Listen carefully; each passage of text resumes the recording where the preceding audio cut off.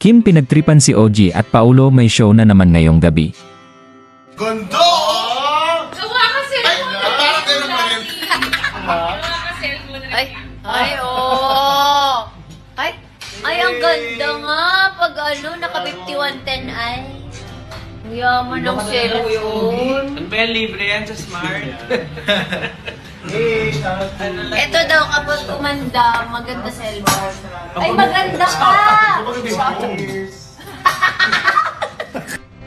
Hello at magandang araw sa inyong lahat. Magkita-kita po tayo sa Ultra Mega Expo 2024.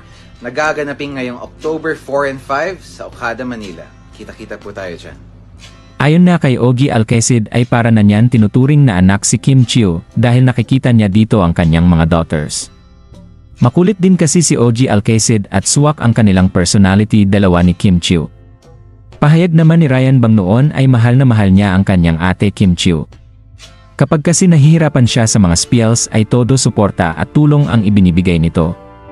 Patunay ito na kahit mga close friends ni Kim Chiu ay bilib sila sa angking kabutihan ng aktres. Kaya naman maraming biyaya ang kanyang natatanggap at nai-share pa niya ito sa ibang tao. Samantala si Paulo Avellino naman ay mayroong show sa Okada ngayong gabi para sa Mega Expo.